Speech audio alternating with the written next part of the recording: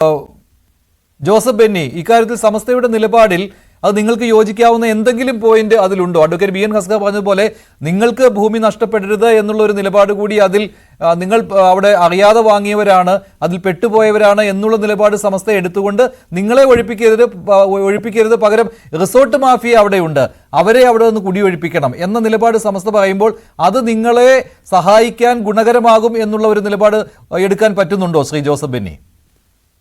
അത് സമസ്ത പറയുന്നത് തികച്ചും വാസ്തവത്തിന് വിരുദ്ധമാണ്.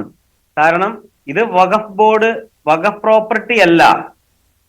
അത് കൃത്യമായിട്ട് എല്ലാവർക്കും മനസ്സിലായിട്ടുള്ള ഒരു കാര്യമാണ്. പിന്നെ രണ്ട് വാക്ക് അതിൽ വന്നിട്ടുണ്ട്. എന്തുകൊണ്ട് ഇത് വഖഫ് പ്രോപ്പർട്ടി ആണ് എന്ന് പറയുന്നതിൽ ഒരു വാസ്തവമില്ല. രണ്ട്, ഈ റിസോർട്ട് മാഫിയ എന്ന് പറഞ്ഞാൽ അത് എങ്ങനെയാണ് റിസോർട്ട് മാഫിയ ഉണ്ടാകുന്നത്? ഇവിടുത്തെ ഒരു ഭൂമി, ഇവിടുത്തെ ഇടവക 1994 ഇടവകയിൽ 640 കുടുംബങ്ങൾ ഉണ്ടായിരുന്നു. ഇന്നത് മാറി 442 ഇടവക ജനങ്ങളായിട്ട് കുറഞ്ഞു. ഏകദേശം 200ഓളം വീട്ടുകാർ ഇവിടെ നിന്നും വിറ്റുപോയി. അപ്പൊ ഈ വിറ്റുപോയവർ എവിടെയാണ് സ്ഥലം വാങ്ങിക്കുന്നത്? അവർ പുറത്തേക്ക് പോകുമ്പോ ഇവിടെയുള്ള ആ വിറ്റുപോയ സ്ഥലങ്ങളിലെല്ലാം പലരും വന്ന് വാങ്ങിച്ച് മറിച്ച് വിറ്റ് വില കൂടി അവിടെ ബിസിനസ് സംരംഭങ്ങൾ സ്റ്റാർട്ട് ചെയ്യുന്നു. ഞങ്ങളുടെ പള്ളിയുടെ ഫ്രണ്ടിലും ഇത് തന്നെയാണ് സംഭവിച്ചിട്ടുള്ളത്. ഒരു 2 പെൺകുട്ടികളും അപ്പനും അമ്മയും ഉണ്ടായിരുന്നവര് അവർക്ക് മക്കളെ കെട്ടിക്കാൻ വേണ്ടിയിട്ട് ഈ ഭൂമി വിറ്റു. അവസാനം അത് മറിഞ്ഞ് ജയസൂര്യ എടുത്തു. ജയസൂര്യ അവിടെ ഒരു 3 നില ബിൽഡിംഗ് ഉണ്ടാക്കി. അപ്പൊ അത് റിസോർട്ട് മാഫിയായി. അത് ഒരു നിയമം എല്ലാവർക്കും തുല്യമല്ലേ? അതെങ്ങനെ അക്സെപ്റ്റ് ചെയ്യാൻ പറ്റും? ഇപ്പോ എന്റെ ഏറ്റവും അടുത്ത ഒരു സുഹൃത്ത്, എന്റെ വൈഫ് ഹൗസിന്റെ വീടിന്റെ ഓപ്പോസിറ്റ് ഉള്ള ആള്, അദ്ദേഹത്തിന്റെ പിതാവ് കടലിൽ പോയി, അതായത് മത്സ്യബന്ധനം നടത്തുന്നതിനിടയിൽ വെള്ളത്തിൽ തെറിച്ചു പോയി മരിച്ചുപോയ വ്യക്തിയാണ്.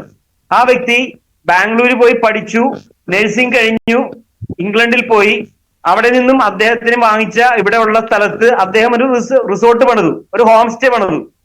ആ ഹോം സ്റ്റേ പണിത് അവരുടെ കുടുംബം അതുകൊണ്ടാണ് ജീവിച്ചു പോകുന്നത്. അപ്പൊ പറയാണ് അത് റിസോർട്ട് മാഫിയ ആണ് എന്ന് പറഞ്ഞാൽ അതിലെങ്ങനെ വാസ്തവം ഉണ്ടാവും? അത് നീതി എല്ലാവർക്കും തുല്യമല്ലേ? അപ്പൊ അത് ഒന്ന്. രണ്ടാമത്, നേരത്തെ പറഞ്ഞു കരമടക്കാൻ പറ്റാഞ്ഞത് അതുകൊണ്ടല്ലേ എന്ന്.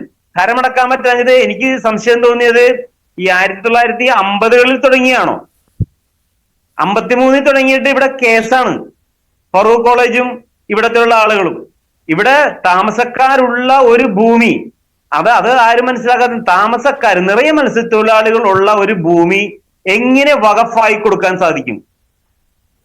അത് വഖഫായി കൊടുക്കാൻ പറ്റില്ല. അപ്പൊ ഇന്നലെ മായൻകുട്ടി ഹാജി സാർ പറഞ്ഞു അത് ആളുകൾ താമസിച്ചുകൊണ്ടിരിക്കുന്നുണ്ടെങ്കിലും വഖഫായി കൊടുക്കാൻ പറ്റുമെന്ന്. അതിന്റെ വാസ്തവം എന്താണ്? നിറയെ ആളുകൾ താമസിച്ചുകൊണ്ടിരിക്കുന്നു.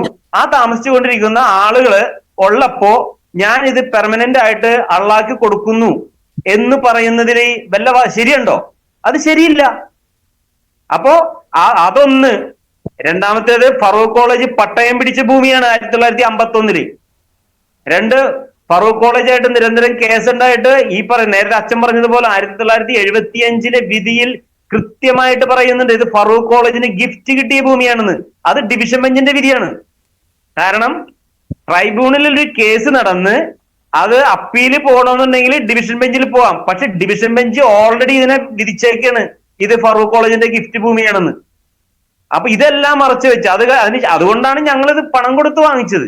പണം കൊടുത്ത് ഞങ്ങൾ വാങ്ങിച്ച് ഈ റവന്യൂ അവകാശങ്ങളെല്ലാം നടത്തി ഇത്രയും വർഷം കഴിഞ്ഞപ്പോ ഏത് നിയമം എന്തിന്റെ അടിസ്ഥാനത്തിലാണ് ഇവര് ഞങ്ങൾക്കൊരു നോട്ടീസ് തരാതെ, ഞങ്ങളെ കേൾക്കാതെ, ഇവിടത്തെ താമസക്കാരൊന്നും അറിയാതെ വഖഫിന്റെ രജിസ്റ്ററിൽ ഈ ഭൂമി എഴുതി വെച്ചത്? അത് എന്ത് നീതി, എന്ത് സമത്വം, എന്ത് മതേതരത്വം? ഇതൊന്നുമില്ലാത്ത ഇവിടെ ആർക്കും വിശ്വസിക്കാൻ പറ്റുന്നില്ല ഇപ്പോഴും. അതായത് ജനങ്ങളെ വർഗീയവൽക്കരിക്കാൻ വേണ്ടി അല്ലെങ്കിൽ മതേതരത്വം നഷ്ടപ്പെടുത്താൻ വേണ്ടി ഒക്കെയുള്ള ഒരു നിയമവ്യവസ്ഥിതിയാണ് എന്ന് വേണം വിചാരിക്കാനായിട്ട്. ശരി ശരി ശ്രീ അപ്പൊ ഞങ്ങളെ സംബന്ധിച്ചിടത്തോളം ഫാദർ ജോഷി മയ്യാറ്റിൽ ഇത് വഖഫ് പ്രോപ്പർട്ടി അല്ല. വഖഫ് പ്രോപ്പർട്ടി അല്ല എന്നുള്ള കാര്യം മിക്കവരും പറയുന്ന കാര്യം അത് തന്നെയാണ്. ഇപ്പോൾ സമസ്തയിൽ നിന്നാണ് ഭിന്നമായിട്ടുള്ള ഒരു കാര്യം കേൾക്കാൻ സാധിച്ചത്. അഡ്വക്കേറ്റ് മുഹമ്മദ് ഷായെ കൂടി ഞാൻ പറഞ്ഞോട്ടെ സാറേ, ഒരു കാര്യം കൂടി പറഞ്ഞോട്ടെ. സമസ്തക്ക് ഇതിന്റെ പിന്നിലുള്ള അജണ്ട ഇവിടെ 114 ഏക്കർ ഭൂമി മാത്രമേ ഉള്ളൂ എന്ന് ഫറൂഖ് കോളേജ് 1995 വഖഫ് ബോർഡിൽ എഴുതി കൊടുത്തിട്ടുള്ളതാണ്. അവര് പറഞ്ഞത് eroded by 290 acre eroded by Arabian sea എന്ന് പറഞ്ഞതാണ്. അത് റെക്കോർഡുള്ളതാണ്. പിന്നീട് കടലിന് പടിഞ്ഞാറേ സൈഡിൽ ഇതിന്റെ അധോലോക മാഫിയ ബന്ധം നമ്മൾ നോക്കണം. കടലിന്റെ പടിഞ്ഞാറേ സൈഡിൽ ഇവിടെ ക്രിയേഷൻ ചെയ്തു ഭൂമി. ആ ഭൂമി ഫറൂഖ് കോളേജ് അവകാശം ചോദിച്ചു വരുന്നുണ്ട്. അതിനുശേഷം 2008 ഫറൂഖ് കോളേജ് പറയുന്നു ഞങ്ങൾക്ക് 404 ഏക്കർ ഭൂമിയിൽ 114 വിറ്റ് ബാക്കി ഇനിയും ഭൂമിയുണ്ടെന്ന്. അതായത് ഇവിടെയുള്ള റവന്യൂ ഭൂമികളെല്ലാം അടിച്ചു മാറ്റാനായിട്ട് റവന്യൂ ഭൂമിയിൽ ഫോറസ്റ്റ് ശരി, ഞാൻ ഒന്ന് ഇടപെടുകയാണ് ശ്രീ ജോസഫ് ബെന്നി. ഇപ്പോൾ അഡ്വക്കേറ്റ് മുഹമ്മദ്